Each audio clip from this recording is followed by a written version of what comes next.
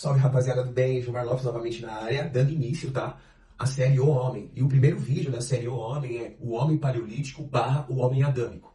A partir de agora, pessoal, a gente vai estar tratando em relação ao viés bíblico, tá? Da narrativa bíblica a partir da criação de Adão, né, por Deus, no Éden. E no ponto de vista científico, a gente vai utilizar aquilo que a paleoantropologia acaba discutindo e acaba trazendo, né, para a humanidade em relação ao desenvolvimento do Homo sapiens, tá? Então, eu preparei para vocês aqui esse gráfico. E esse gráfico, essa primeira linha aqui, essa linha superior, na verdade, são os pontos de desenvolvimento do Homo sapiens, né? No período do Paleolítico, né? Do homem primitivo. E aqui embaixo eu preparei para vocês um gráfico da temperatura do planeta Terra nesse período, né? Porque o Homo sapiens ele surge no período do Pleistoceno, diferente de hoje que é o Holoceno. E esse gráfico, ele foi retirado desse gráfico aqui, ó. Esse gráfico é um gráfico de núcleos de gelo da região da Groenlândia, né? O que acontece? Esses núcleos de gelo, eles são capazes de apresentar pra gente como era a atmosfera do planeta Terra em períodos bem antigos, né? Em períodos do passado, bem lá no passado, 200, 300 mil anos atrás, até milhões de anos atrás. Então, esse gráfico aqui, ele está retroagindo até 80 mil anos atrás, certo? Esse gráfico de temperatura do planeta Terra. E essa baixa de temperatura aqui representa entre 6 e 7 graus abaixo do que a média planetária hoje, que nós estamos no período do Holoceno. Correto, pessoal? Só para vocês poderem entender esse gráfico que eu fiz aqui para vocês. Então, primeiramente, nesse vídeo, eu vou apresentar para vocês aquilo que a paleoantropologia ela apresenta para a gente, certo? No campo acadêmico, sobre o desenvolvimento do homem. E como esse homem, ele sobreviveu ao longo dessas eras, né? Ao longo desse período. Tudo bem? Então, vamos lá. Primeiramente, a gente vai estar trazendo um viés científico, tá? Esse vídeo vai ser um vídeo mais orgânico, certo? Um vídeo mais falado, mais calmo. Por quê? Porque a partir de agora, a gente vai entrar realmente numa narrativa muito mais, assim, da nossa sociedade humana em relação ao nosso desenvolvimento e fazendo um paralelo com aquele lance de Deus, o que ele fala sobre a aparição do homem, né? Certo? E aquilo que a paleoantropologia fala. Sempre lembrando para vocês que no canal A Bíblia e a Ciência Prática, o objetivo é não alterar uma vírgula daquilo que está descrito na Bíblia, correto? Que para mim é o livro mais completo, mais informativo, mais surpreendente no campo de vista empírico do mundo, do meu ponto de vista, correto? E que a ciência, certo? O mundo acadêmico, na verdade, é a única vertente do desenvolvimento humano que se compara à grandiosidade desse livro. Então, no campo científico, eu não estou inventando a roda aqui. Tudo que eu vou trazer para vocês, vocês podem verificar em publicações, artigos científicos, em divulgações na internet em relação ao desenvolvimento dos estudos acadêmicos com base no desenvolvimento do homem, tá? Ou também do clima do planeta, esse tipo de coisa. Quando eu falo para vocês sobre o Pleistoceno, eu não estou inventando a roda, não estou criando um clima distinto que o planeta teve no passado. Isso, na verdade, são fatos científicos e comprovados. Então, vamos lá. No ponto de vista científico, o Homo sapiens, entre 300 e 200 mil anos atrás, ele já é organicamente completo, tá? Na verdade, tem correntes no mundo da ciência que já fala que 300 mil anos atrás ele já é organicamente completo. E quando eu quero dizer organicamente completo, eu quero falar que ele é igual a eu e a vocês. Entendeu? Não há uma distinção física entre a gente. Não há mais. E o que é interessante que a ciência fala, né? Quando a gente chega a mais ou menos 50 mil anos atrás, a gente entra no período do Paleolítico Superior. E o que quer dizer esse Paleolítico Superior? Primeiramente, eu vou estar apresentando para vocês, certo? Os artefatos, as ferramentas que a gente encontra, certo? Que datam do período paleolítico, só que antes do período do Paleolítico Superior. Olha essas imagens. Isso que eu estou mostrando para vocês era o que o homem produzia entre 300 mil anos atrás até mais ou menos 70, 50 mil anos atrás. Essa era a sua capacidade de produzir qualquer tipo de ferramenta e utensílios entre 300 mil anos até 70, 50 mil anos atrás. Só que quando a gente entra no Paleolítico Superior, há um salto cognitivo surpreendente, que isso também se manifesta nas suas ferramentas. E olha, essas são as ferramentas agora do Paleolítico Superior. Olha como são ferramentas muito mais bem feitas. A gente também vê até artes, até estruturas simbólicas. Então, a gente nota, a partir dessas descobertas, que há um grande salto cognitivo e cultural da espécie humana. E o que é legal? Segundo a paleoantropologia, esse salto cognitivo não fica só na espécie sapiens. Também isso é percebido entre os neandertais e outros gêneros de hominídeos também. Isso também é percebido, esse grande salto cognitivo, nesse período que vai de 50 mil anos atrás até 12 mil anos atrás, que é o chamado Paleolítico Superior. E com isso vem também a explosão cultural nesse período do Paleolítico Superior, o simbolismo complexo, certo? A linguagem estruturada e a transmissão de conhecimento acumulativo. Então, são esses pontos que o mundo acadêmico, no estudo da paleoantropologia, acredita, né? Eles acreditam que ocorreu nesse período para que todo o gênero humano tivesse um salto cognitivo tremendo nesse período. Correto? E o que é mais interessante? Quando a gente chega a 30 mil anos atrás, todos os outros gêneros hominídeos, eles somem. Eles somem do planeta Terra, permanecendo apenas o Homo sapiens. E o que o estudo da paleoantropologia fala sobre isso? Por que os gêneros hominídeos, outros gêneros humanos, acabaram desaparecendo do planeta Terra? O que os estudos acadêmicos da paleoantropologia acabam apontando para a gente é o quê? É que houve uma competição entre eles. O clima, na verdade, pode ter causado o desaparecimento de todas as outras espécies de hominídeos. E também devido à organização social superior dos sapiens. Porque eu mostrei para vocês já as ferramentas que a gente encontra a partir do Paleolítico Superior feita por Homo sapiens. Olha as ferramentas. Só que também os Neandertais e outros gêneros humanos também foram encontrados artefatos criados por eles nesse período. E tem uma diferença clara, tá vendo? Olha os Neandertais no Paleolítico Superior e olha os artefatos dos homens no Paleolítico Superior. Bem superior, né? Então isso acaba sendo interessante. Então quer dizer que há 30 mil anos atrás, todos os gêneros, com exceção do Homo sapiens, todos os hominídeos, eles acabam sendo extintos. Uma das coisas que o estudo da paleoantropologia fala, que pode ter corroborado com o sumiço dos outros gêneros hominídeos, né, com exceção do Homo sapiens, é o clima. Só que, olha que interessante, aqui tem um gráfico do clima no período do Pleistoceno. Até que chegasse esses 30 mil anos atrás, o clima era extremamente instável. E o que acontece? Esses gêneros hominídeos, né, eles se desenvolveram ao longo do período no planeta Terra dentro desse tipo de clima. E mesmo assim, eles além de se desenvolverem organicamente, eles tiveram um salto cognitivo entre 50 e 30 mil anos atrás. Então, o clima não é necessariamente aquilo que fez eles desaparecerem. Porque eles tinham menos capacidade cognitiva, menos acúmulo cultural, num passado de 300, 200 mil anos atrás, e eles sobreviveram dentro desse clima hostil. Porque esse clima do Pleistoceno se estende muito além do que esses 80 mil anos que eu coloco aqui. Então, eles desbravam o planeta Terra nesse clima, eu digo os outros gêneros hominídeos, né? Eles desbravam o planeta Terra, e não só isso. Eles participam do ganho cognitivo, do aumento cognitivo e do acúmulo cultural que os Homo sapiens tiveram no período do Paleolítico Superior, se beneficiando desse período. Então, o clima não foi um problema nem cognitivamente para eles se desenvolverem naquele período. Aí, quando eles se tornam superiores no campo intelectual, eles desaparecem. Então, lógico, o estudo da paleoantropologia é um pouco enviesado porque a gente tem poucos exemplares. Como eu expliquei para vocês nos vídeos O Dilúvio, que a gente trata do ambiente planetário, aonde o Homo sapiens e os gêneros hominídeos viviam, grande parte desses lugares, desses sítios arqueológicos, hoje estão embaixo do mar. Porque o mar era recuado no período do Pleistoceno, tá, pessoal? 120 metros. Vou colocar um mapa aí para vocês. Tá certo? Todo o planeta, todos os continentes eram ligados por faixa seca. Você literalmente poderia ir andando para qualquer ponto do planeta Terra. Tá bom? Então, muitos dos lugares que o gênero hominídeo acabava vivendo, na verdade, está embaixo de sedimentos, embaixo do oceano. Então, a gente não tem muita informação. Mas, como o clima era hostil naquele período e muito mais difícil de se viver e de se desbravar, é claro que o estudo da paleoantropologia pode colocar aqui que o clima foi um dos fatores que causou a extinção de todos os hominídeos, com exceção do Homo sapiens. Mas a gente também consegue entender que esses hominídeos se desenvolveram nesse clima e também participaram do período do Paleolítico Superior, onde tiveram um aumento da sua capacidade cognitiva. Então, só para trazer essa informação para vocês. Então, há 30 mil anos atrás, todos os gêneros hominídeos somem e ficando apenas o Homo sapiens. E o que é interessante, quando a gente vai mais para frente, no último Dryas, que é o último momento de queda de temperatura do planeta Terra, a gente tem um súbito aquecimento, certo? Em um período muito curto. E aí a gente entra no Holoceno, que é a estabilização da temperatura, que são esses 12 mil anos que vai até esse período, o período atual, o período do presente. E o que é legal?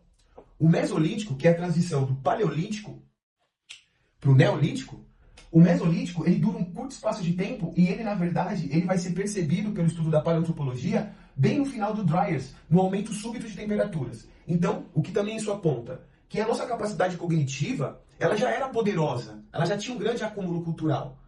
Só que o que acontece? O ambiente não permitia o nosso desenvolvimento. E quando esse ambiente, no final do último Dryas recente, quando esse ambiente vai se estabilizando no aumento de temperatura para poder chegarmos até o Holoceno, o homem também vai se desenvolvendo muito mais no sentido do controle do ambiente, no sentido do domínio do planeta, que é o período do Mesolítico. Então isso aponta pra gente que a capacidade cognitiva do homem no Paleolítico Superior já era realmente avançada, do Homo sapiens.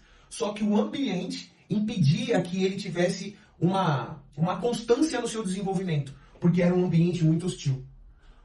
O momento do Pleistoceno, ele não tem uma... O fim do Pleistoceno é marcado por grandes inundações, mas pelo aquilo que a gente vê na análise de núcleos de gelo em relação ao período do Pleistoceno, existiram vários momentos de grandes inundações. Então isso afeta bastante o desenvolvimento em relação à capacidade estrutural do homem, no sentido de que, em tempos, o ambiente era devastado e tudo que você construía era destruído. Então, isso é o que o estudo da paleoantropologia traz pra gente, certo? Em relação ao desenvolvimento do homem. Um resumo rápido. O Homo sapiens existe há 300 mil anos atrás, organicamente completo, como eu e como você. Há 50 mil anos atrás, a gente entra no Paleolítico Superior, onde a nossa capacidade cognitiva aumenta exponencialmente, e não só a nossa, como de todos os outros gêneros hominídeos também nesse ambiente. Há 30 mil anos atrás, há o desaparecimento de todos os outros gêneros hominídeos, com exceção do nosso, correto? E há 12 mil anos atrás, no período do final do Pleistoceno, há um grande avanço tecnológico, certo? Do homem devido à estabilização do ambiente. Legal? Então, a gente definiu aqui, correto? Sem inventar a roda, certo? O que o estudo da paleoantropologia fala sobre o desenvolvimento do homem paleolítico no planeta Terra. Legal? Agora vamos para a Bíblia. Agora vai ser uma coisa bem legal, mais orgânica, uma lida bem tranquila. Em primeiro lugar, muitos estudiosos religiosos acabam falando: pô, a Terra tem 7 mil anos, a Terra tem 8 mil anos. E eu acabei de retroagir com vocês aqui, no mínimo 80 mil anos. Mas apresento para vocês que o Homo sapiens existe há 300 mil anos, certo? Então, por que a religião fala que a gente tem 7 mil anos de história até o momento presente? 7, 8 mil anos. É um equívoco interpretativo em relação à própria leitura. Como eu apresento para vocês nos 7 dias da criação, nesse vídeo aqui no YouTube, aconselho vocês a assistirem, ficou muito legal. Esses 7 dias não são 7 dias cronológicos com base na rotação do planeta Terra, pessoal. Esses 7 dias são 7 dias, são ciclos no ponto de vista do Criador, de Deus. E a gente não sabe a escala de observação que Deus tem do universo e quais são os ciclos observados para Deus. Pode ser coisas em escalas muito maiores do que a nossa. Como eu já dei alguns exemplos para vocês no passado, nos vídeos passados. Se um ser consciente utiliza um giro galáctico para falar que aquilo é um dia para ele, isso para a gente representaria milhões de anos. É um fato. Entendeu? Então, dependendo da escala e a observação de ciclos que esse ser consciente pode estar tendo, o tempo em relação ao nosso pode ser exponencialmente maior. Então é o grande equívoco, certo? Da comunidade religiosa que aponta que aqueles 7 dias são 7 dias como o nosso, certo? A Bíblia apresenta de forma clara. Primeiro, que são dias formados por manhã e tarde. O nosso dia são os ciclos de dia e noite, como é dito no 4º dia da criação. Outro ponto. Não podemos mensurar que o Homo sapiens vive, o Homo adâmico, tá? Vive há 7 mil anos como a gente. Que o Homo sapiens vive há 7 mil anos. Não podemos dizer isso, em média. Por quê? Porque quando Adão é criado no Éden por Deus, há 2 árvores principais lá. Enquanto Adão vive no Éden, ele tem acesso a uma dessas árvores, que é a árvore da vida, certo? E ele é proibido de acessar a árvore do conhecimento do bem e do mal. Quando Adão comete a gafe de comer da árvore do conhecimento do bem e do mal, ele perde o acesso à árvore da vida. Adão é expulso do Éden estritamente por isso. Então, é a partir da saída do Éden que o tempo de vida de Adão pode ser contabilizado. E todo esse período que ele permanece no Éden é uma incógnita. A Bíblia não narra isso. Mas a Bíblia deixa de forma clara que Adão vive muito mais tempo do que aquele tempo que é contabilizado após a sua saída do Éden. Isso é claro, não preciso levantar a Bíblia aqui para ler para vocês, porque o motivo de Adão ser expulso do Éden é para ele não ter mais acesso à árvore da vida. Então, aqui eu estou falando para os religiosos. Nenhum religioso tem base bíblica para definir o tempo de vida do homem adâmico, do homem que descende de Adão. A Bíblia não dá base para isso. Na verdade, ela informa que há um tempo muito superior além do tempo registrado, principalmente em relação a Adão. Então está resolvido esse ponto? Essa ideia de que 7.000 anos e pouquinho que a Terra tem, isso daí é um equívoco das instituições religiosas e que não vem daqui. Correto? Legal. Esse ponto a gente já entendeu. Outro ponto aqui. Quando Deus termina, da sua obra no 7º dia e descansa, a gente vai para a narrativa no nosso planeta Terra do desenvolvimento da nossa sociedade humana, dos descendentes de Adão. Somos todos nós. E aí, a Bíblia fala, até aquele momento na Terra não tinha chovido. Eu vou ler aqui para vocês. Deus fez a terra e o céu, e ainda não havia arbusto silvestre sobre a terra, e nenhuma planta silvestre havia brotado, porque Adonai, Deus, não fez chover sobre a terra, e não havia ninguém para cultivar o solo. Em vez disso, uma névoa subia da terra e regava toda a superfície do solo. Então Adonai, Deus, formou a pessoa do pó do solo, e soprou em suas narinas o sopro da vida para que se tornasse um ser vivo. E Deus plantou um jardim na direção leste, no Éden, e ali pôs uma pessoa que a formou. Quero trazer uma coisa para vocês aqui. Quando Deus fala terra, naquela terra não havia chovido, era aquela região. Uma coisa que é muito interessante sobre a Bíblia. A palavra terra, ela apresenta diversas escalas sobre um ambiente seco. A gente ouve terra no sentido da criação cósmica. A gente ouve terra na aparição dos continentes no ambiente planetário. A gente ouve terra quando a gente está falando de uma região.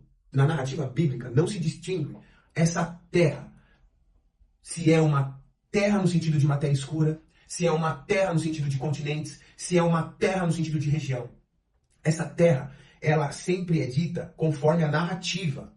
E aí vamos lá. Nessa terra que é criada que é criado o Jardim do Éden, tem leste, tem oeste, tem rio que cruza.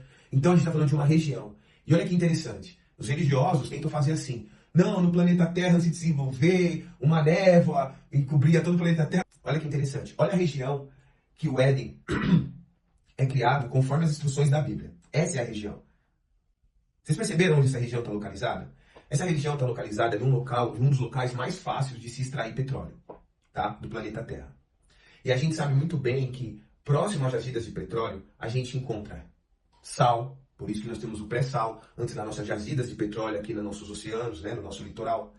E também o que é encontrado algumas vezes junto da jazida de petróleo, junto de uma região de sal, o que é encontrado? É encontrado também águas termais. Então, é possível sim que uma névoa saia do solo e irrigue toda aquela região, certo? Mas não é possível uma névoa sair do solo e irrigar o planeta Terra. A Bíblia não está dizendo isso, entendeu? Em nenhum momento ela está dizendo isso. Então, chegamos a uma coisa bem clara em relação a onde o Éden é desenvolvido. E agora vamos lá. Adonai Deus pegou a pessoa e a pôs no jardim do Éden para cultivá-lo. Então, agricultura. Adonai Deus disse, não é bom que a pessoa fique só. Eu farei para ele uma companhia adequada para ajudá-lo. Então do solo Adonai Deus formou todo animal selvagem, toda ave que voa no ar, e levou-os à pessoa para ver como eles o chamaria. Qualquer nome que a pessoa desse a cada criatura viva, esse seria o seu nome. Portanto, a pessoa deu nome a todo gado, às aves no ar, a todo animal selvagem. Então, o que quer dizer isso daqui? Conhecimento acumulado. Um pontinho aqui, vamos colocar um parênteses. Segundo o estudo da paleoantropologia, o que diferencia a gente de um homem primitivo do período paleolítico é o acúmulo cultural. É o acúmulo cultural. A partir do acúmulo cultural, o homem se desenvolve cognitivamente. E olha o que a Bíblia informa aqui. Há um acúmulo cultural, há uma transmissão de conhecimento passada de Adonai Deus para Adão, conforme a ciência fala, sem tirar nem pôr. Então, Adão é educado, Adão é instruído no Éden. É isso que Adão aprende. É isso que, na verdade, é dessa forma que Deus se relaciona com Adão. no sentido de educação e de desenvolvimento. E a paleoantropologia, o estudo do homem, fala que o desenvolvimento do homem para o Paleolítico Superior é a sua capacidade do acúmulo cultural, do acúmulo de conhecimento. Certo? Olha que legal. Coisas falando a mesma coisa, só que numa narrativa distinta, mas dizendo a mesma coisa, não tendo diferença entre elas em relação ao aumento cognitivo desses seres. Então vamos lá. Então, a gente entendeu que há uma explosão cultural a partir de 50 mil anos atrás. A gente sabe muito bem, voltando à narrativa bíblica, que logo à frente Adão vai ser expulso do Éden, correto? Ele sai do Éden. Porque ele come da árvore do conhecimento do bem e do mal. Agora a gente entendeu de forma clara aquilo que Adão viveu dentro do jardim do Éden. Um grande acúmulo de conhecimento, certo? Uma grande capacidade de cognição. A partir do momento que ele come da árvore do conhecimento do bem e do mal, Adão repara o quê? A sua nudez. A gente acha que o fato de usar roupa apresenta uma capacidade cognitiva avançada. A roupa ela tem uma relação mais para você evitar o clima do ambiente. Mas a roupa que Adão e Eva utilizam a partir do momento que eles ingerem o fruto da árvore do conhecimento do bem e do mal é totalmente distinto do que uma veste para se proteger do ambiente. Eles tapam a sua nudez. Isso tem um impacto muito superior.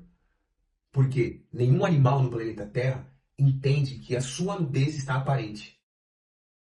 Adão e Eva não cobrem as costas, não cobrem a cabeça, eles cobrem a sua genitália. Então isso entra num viés de moralidade. Percebe-se também que se tem um ganho cognitivo diferenciado de todo o animal do planeta. Entendeu? O animal ele se protege do frio. Mas o animal não entende que a sua nudez, que o seu órgão genital está aparente. Isso é muito interessante. Não é a roupa, literalmente, que eles utilizam no momento que eles comem da árvore do conhecimento, do fruto da árvore do conhecimento do bem e do mal. E sim, eles percebem a sua nudez. É diferente de colocar uma blusa para se proteger do frio. É bem diferente. Então não dá para a gente definir essa ideia de 7 mil anos e pouco que tem de história humana no planeta Terra. A Bíblia deixa claro isso. Ele sai do Éden para que não possa mais comer da árvore da vida eterna, da árvore da vida. Legal. Aí a gente vai chegar em um ponto agora. O homem saiu do Éden, Deus faz as roupas para ele se proteger agora porque eles morrem, uma roupa num viés mais de EPI, né? Equipamento de proteção individual. Então o que acontece? Ele vai, tem relação sexual com a sua mulher e eles têm filhos. E olha que interessante. O homem se relacionou sexualmente com Eva, sua mulher, e ela engravidou e deu à luz Caim. Aquisição. E disse, adquiriu um homem da parte de Adonai. E ela deu à luz também a Abel, irmão dele. Abel cuidava das ovelhas, ao passo que Caim trabalhava no solo. Então a gente já vê uma distinção de aptidão entre Abel e Caim. Abel, pastor, certo? Uma cultura de cooperação. Caim, arava o solo. Uma cultura mais de domínio, e expansão e controle. Com o passar do tempo, a gente percebe que ocorre Caim mata Abel, certo? E aí o que acontece? Após Caim matar Abel, acontece esse diálogo entre Caim e Deus. Agora você é maldito, desde o solo, que abriu a boca para receber o sangue do seu irmão de suas mãos. Quando arar o solo, ele não dará mais a você a sua força. Você será um fugitivo e vagará pela terra. Caim disse a Adonai, minha punição é maior do que eu posso suportar. Tu me banes hoje da terra e da tua presença. Serei um fugitivo errante pela terra. E quem me achar, me matará. Quem me achar? Quem está falando? Tá entendendo? Em nenhum momento a Bíblia, em sua narrativa, aponta que só existia Adão e Eva e Caim e Abel. Vou ler de novo para vocês. Minha punição é maior do que eu posso suportar. Tu me banes hoje da terra e da tua presença. Serei um fugitivo errante pela terra. E quem me achar, me matará. E aí Adonai, Deus, responde assim. Portanto, quem matar Caim receberá vingança séptupla. Séptupla. Receberá vingança séptupla. Adonai pôs um sinal em Caim, para que ninguém que o encontrasse viesse a matá-lo.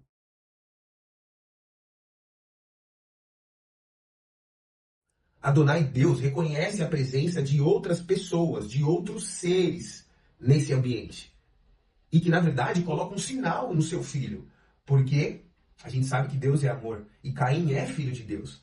por mais que ele se afastasse da presença de Deus, por mais que ele seja banido, ele ainda vai receber o amor de Deus no sentido da sua proteção frente a esses seres.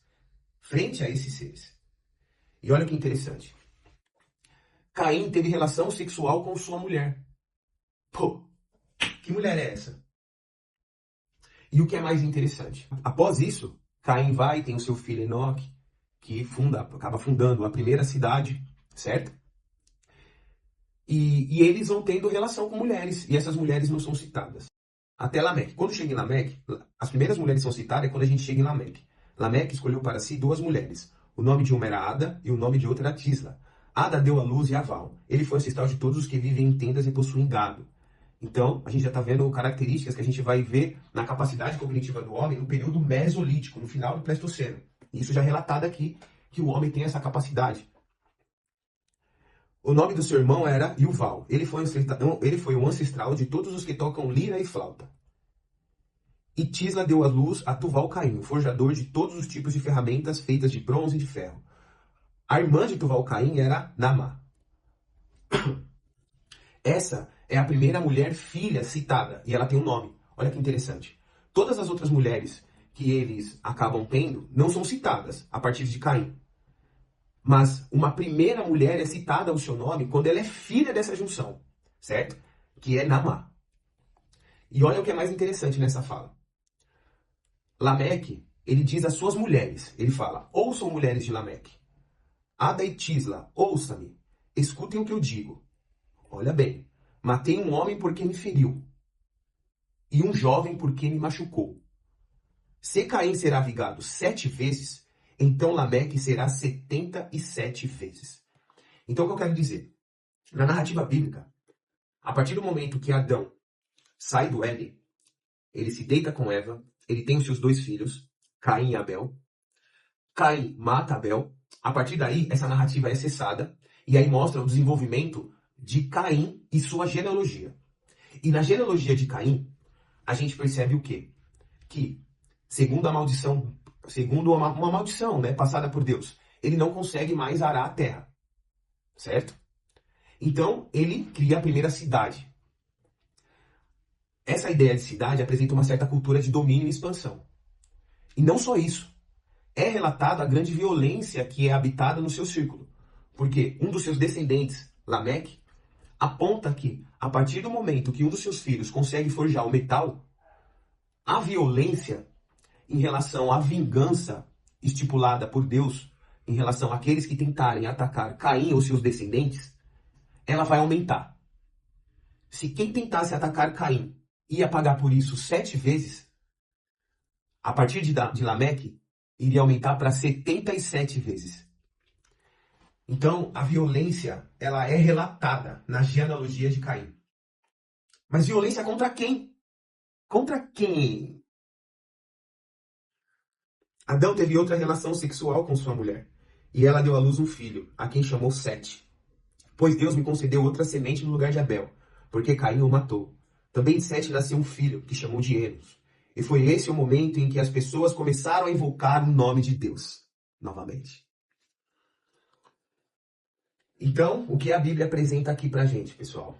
E a partir daqui, tá? Onde eu parei nessa leitura aqui, da aparição de Sete, do nascimento de Sete, a gente vai ter toda a genealogia de Sete, certo? Até chegar em Noé. E no meio do caminho dessa genealogia, nós temos Enoque, aquele que virou amigo de Deus e que não morreu e que foi embora para o céu. Certo? Está descrito aqui. Está descrito. Então, o que eu quero trazer para vocês? O que a narrativa bíblica apresenta?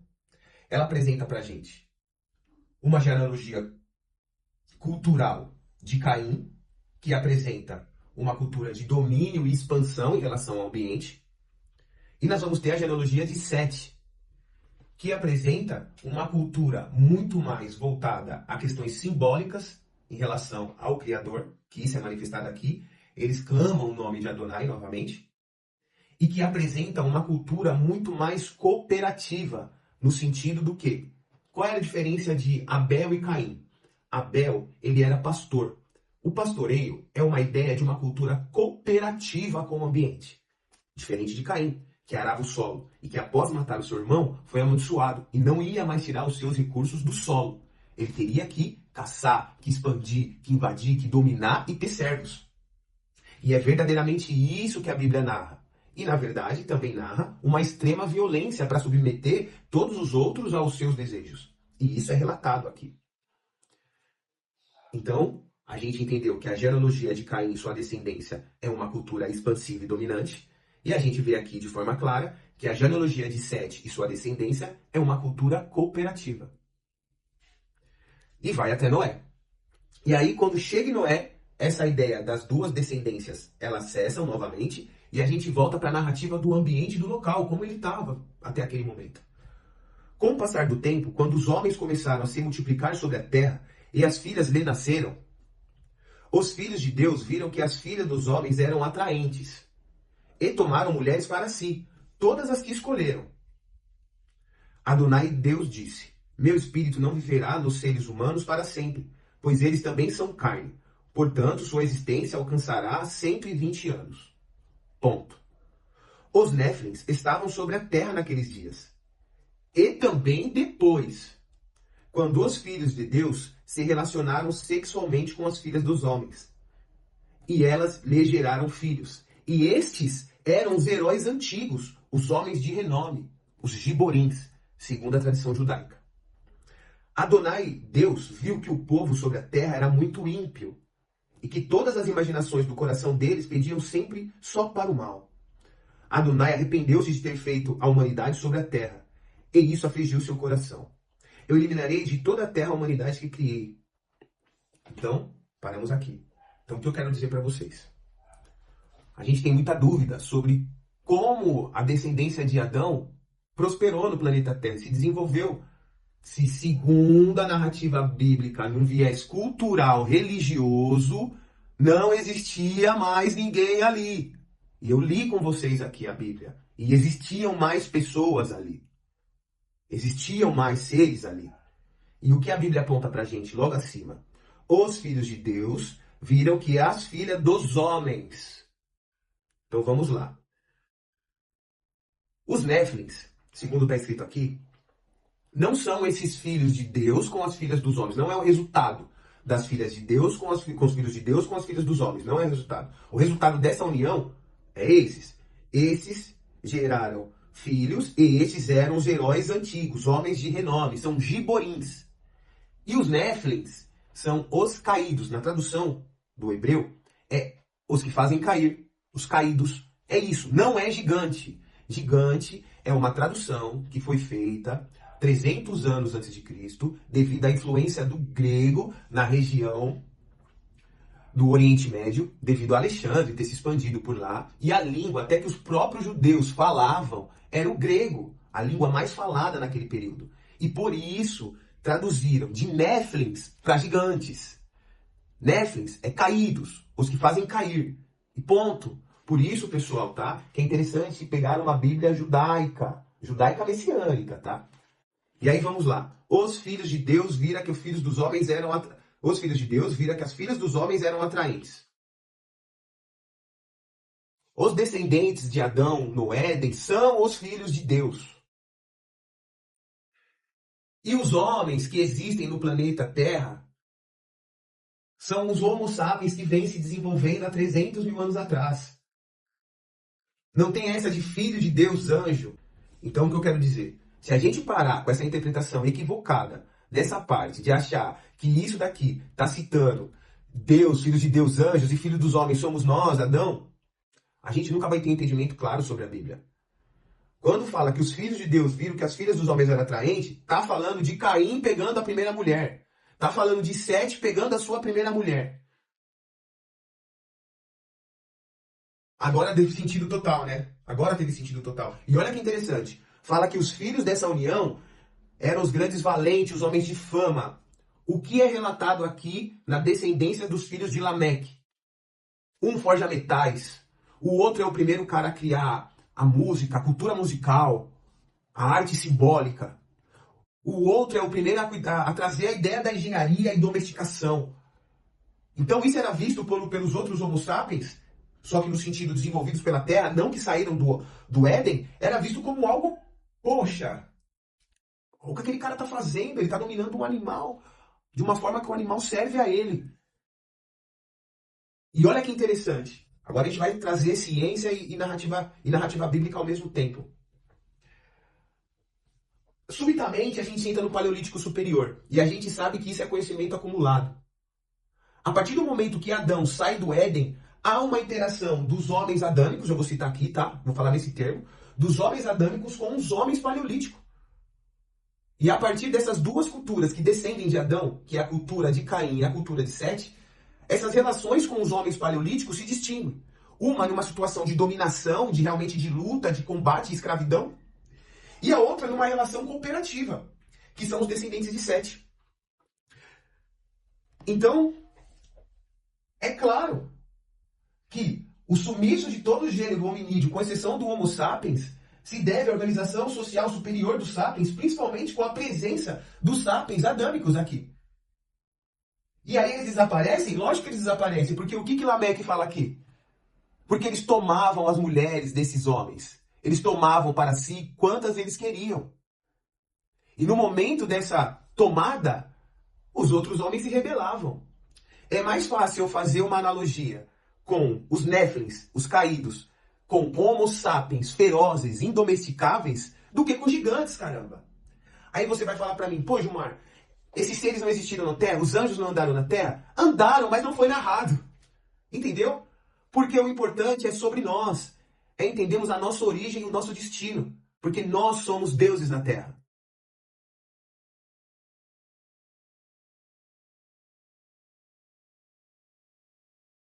Então, a partir do momento que a gente inclui a narrativa bíblica e o seu desenvolvimento, a partir da genealogia das duas primeiras culturas que saem do Éden, que é a cultura de Caim e a cultura de Sete, a gente consegue entender porque todo o gênero hominídeo é extinto há 30 mil anos atrás. Porque verdadeiramente não foi o clima. Porque eles se desenvolveram nesse clima hostil. Eles não só se desenvolveram nesse clima hostil, como tiveram a entrada no Paleolítico Superior. Todo o gênero hominídeo teve um grande avanço cognitivo no Paleolítico Superior. E o clima era igual. Na verdade, o clima logo mais à frente ia se estabilizar no Holoceno. Então não é o clima realmente que fez todo o gênero hominídeo, com exceção do Homo sapiens, ficar extinto, ser extinto. Se a gente coloca a narrativa bíblica, certo? Nesse viés científico, porque a Bíblia não precisa da ciência, tá, pessoal? Quando eu falo viés científico frente à Bíblia, é viés científico, porque ela não precisa da ciência para comprová-la. Ela é a verdade da realidade. Só que a ciência atua no mesmo lance, atua no mesmo cenário. Então, por isso que nada melhor do que a ciência para a gente entender de forma clara que a Bíblia realmente é uma realidade. Mas, frente à Bíblia, a ciência é um viés. Então, se a gente inclui a narrativa bíblica no viés científico, a gente entende de forma clara que há um grande conflito entre o gênero humano adâmico com o gênero humano planetário. E a narrativa bíblica relata isso. Ela relata isso, relata que há grande violência. E essa violência, ela é percebida até por Adonai. E é por essa violência que todo mundo é decretado o fim, né, dessa existência. Agora eu vou falar uma coisa para vocês interessante. Ah, mas Gilmar, você está falando que... Então Adão saiu aqui do Éden, né? Porque se Adão viveu tipo 1000 anos, então ele não pode ter vivido tão para trás, assim, tão atrás. Ele não pode ter vivido há 20, 30 mil anos atrás. Um exemplo, há 50 mil anos atrás, quando o Paleolítico Superior realmente é percebido de forma geral, em todo gênero hominídeo, Adão estava ali, presente naquele ambiente. Então eu quero falar uma coisa para vocês, interessante sobre a ideia de passagem de tempo, tempo de vida cronológico.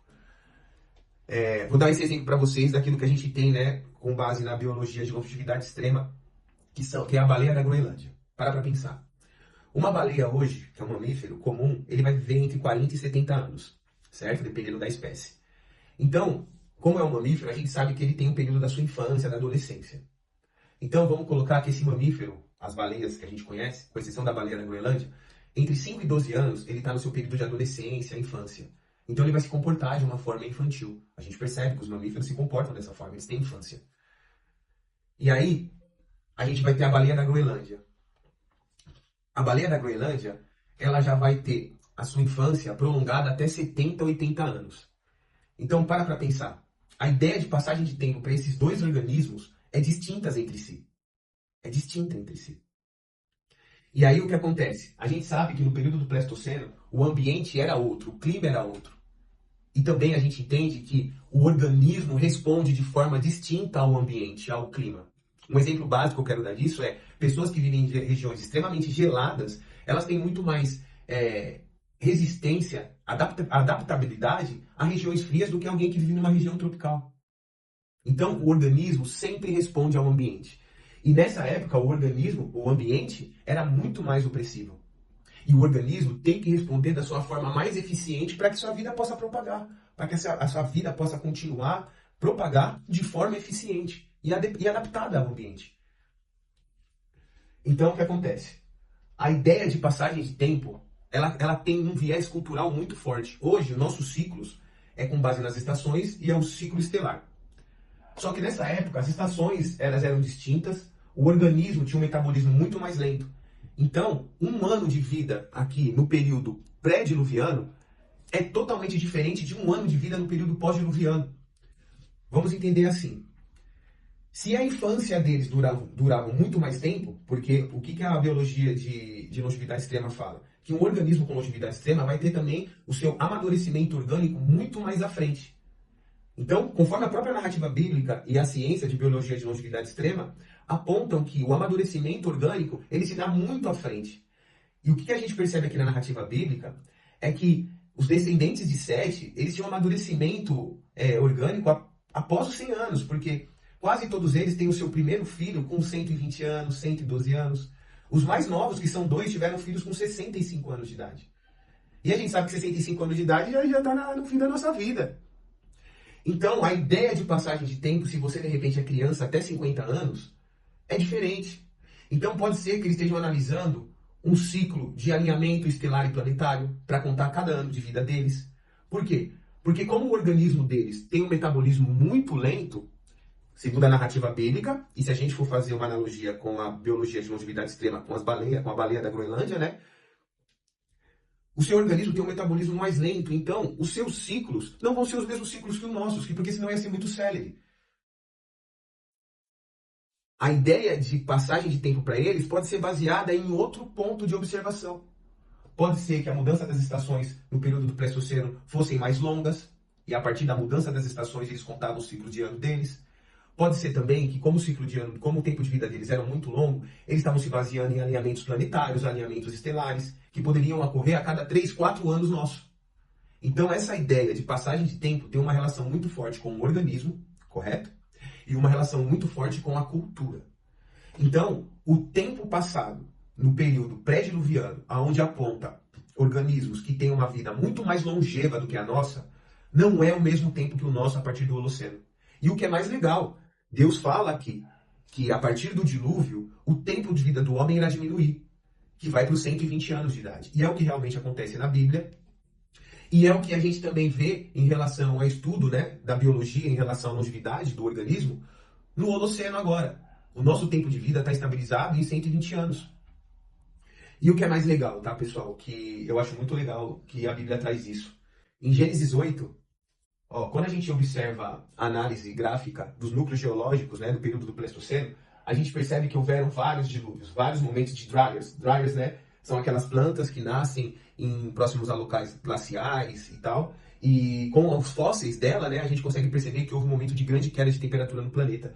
E aí a gente consegue perceber que houveram outros pontos de grande queda de temperatura e também de aumento súbito dessa temperatura. Então, o planeta no Pleistoceno passou por diversas inundações e congelamentos, inundações e congelamentos, inundações e congelamentos. E aí o que é mais legal? Quando a gente chega na última inundação, que a gente se estabiliza para o Holoceno, na Bíblia meio que narra que isso era comum no período do Pleistoceno. Nunca mais amaldiçoarei o solo por causa da humanidade, pois as imaginações do coração das pessoas são más, desde a juventude. Tampouco destruirei novamente todos os seres vivos como fiz. Enquanto a terra existir, semeadura, colheita, frio e calor, verão e inverno, e dia e noite não cessarão. Então, no próprio fim, né, do desfecho do dilúvio, após as grandes inundações e estabilização do ambiente, que a gente entra no Holoceno, a própria Bíblia relata que as coisas vão ser estáveis a partir dali. E realmente se tornaram estáveis a partir dali. E é nesse período de pós-inundações que a gente entra no período mesolítico, que vai abrir as portas para o neolítico, e há um grande desenvolvimento tecnológico, humano, daquele período.